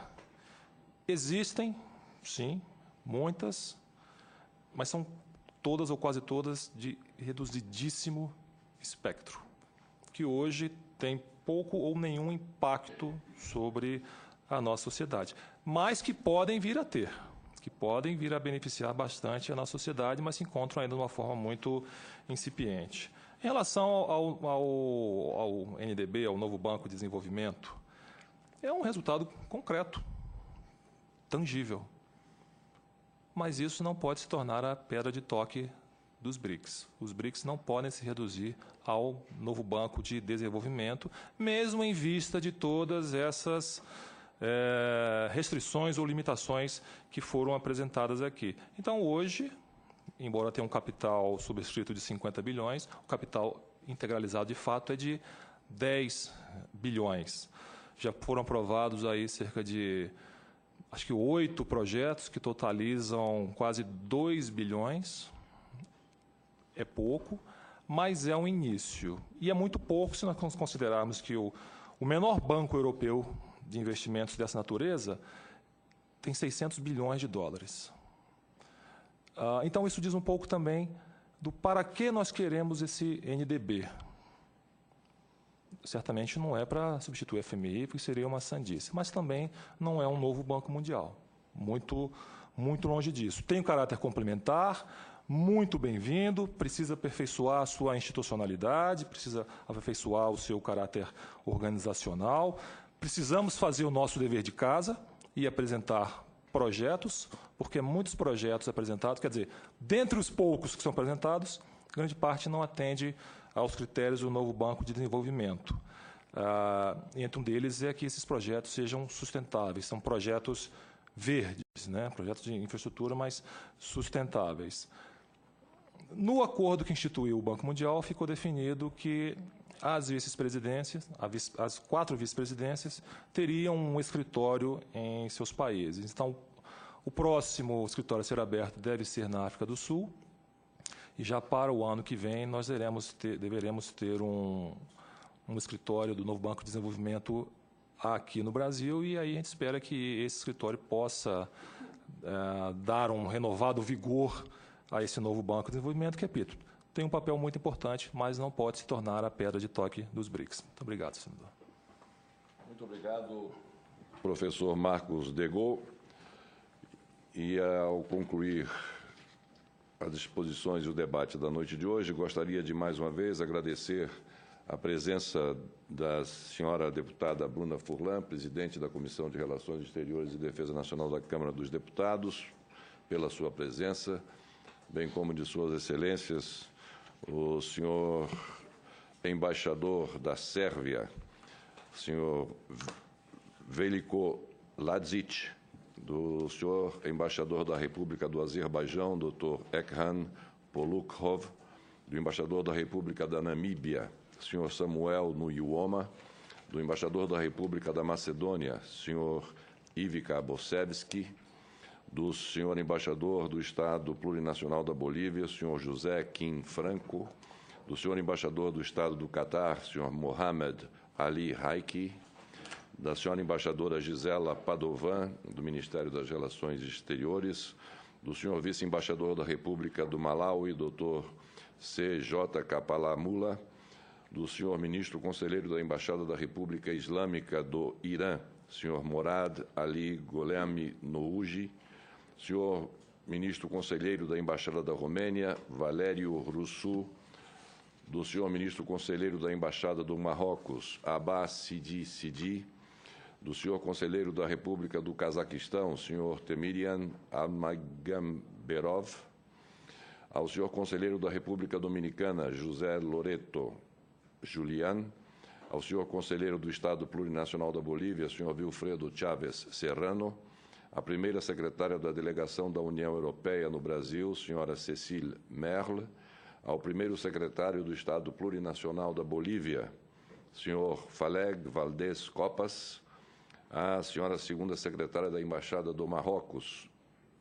senhora Salma Atbel Hadji, a senhora segunda secretária da Embaixada do Canadá, Nadine Curi, ao senhor Ramiro Januário dos Santos Neto, terceiro secretário do Ministério das Relações Exteriores, divisão do agrupamento dos BRICS, a senhora Mariana Madeira, chefe da divisão do Fórum IBAS e do agrupamento BRICS do Ministério das Relações Exteriores, ao brigadeiro Maurício Augusto Silveira de Medeiros, chefe da assessoria parlamentar da Aeronáutica, e ao senhor Alexei Churikov, correspondente da Rossivskaya Gazeta, representante da imprensa russa no debate de hoje. agradecendo mais uma vez a participação das senhoras e dos senhores senadores, das autoridades aqui presentes, aqui já nominadas, especialmente dos nossos palestrantes, Dr. Renato Baumann, Dr. Ângelo Segrilho, Dr. Marcos Degol, pelas suas presenças e pela grande contribuição que emprestaram ao debate que hoje travamos aqui nesta comissão, informando que o 13º painel ocorrerá no dia 12 de outubro, segunda-feira, às 18 horas, no dia 2 de outubro, segunda-feira, às 18 horas, neste plenário da Comissão de Relações Exteriores e Defesa Nacional, quando será abordado o tema Lugar do Brasil em um Mundo de Transformações. Para expor e debater o tema, teremos como convidados o embaixador Rubens Barbosa, o doutor José Flávio Sombra Saraiva, professor do Instituto de Relações Internacionais da Universidade de Brasília, e a doutora Vera Helena Torstensen, professora da Escola de Economia e coordenadora do Centro de Comércio Global e do Investimento da Fundação Getúlio Vargas. E antes de encerrarmos os trabalhos de hoje, convoco as senhoras e os senhores senadores para a nossa próxima reunião de audiência pública conjunta com a Comissão de Ciência, Tecnologia, Inovação, Comunicação e Informática, a realizar-se no dia 21 de setembro, quinta-feira, às 9 horas, neste plenário, com a finalidade de debater a privatização do recém-lançado... Privatização é o nome que a mídia resolveu conferir a esse fato. A privatização do recém-lançado satélite geoestacionário brasileiro. Para esta audiência pública, teremos como convidados para falar sobre o tema o comandante da Aeronáutica, Tenente Brigadeiro do Ar Nivaldo Luiz Rossato, o presidente da Telecomunicações Brasileiras S.A. Telebrás, senhor Jarbas José Valente, e o presidente do Clube de Engenharia, senhor Pedro Celestino da Silva Pereira Filho. Muito obrigado à presença de todos os senhores, obrigado pela audiência dos nossos internautas, pela participação de todos e declaro encerrada a presente reunião. Muito boa noite.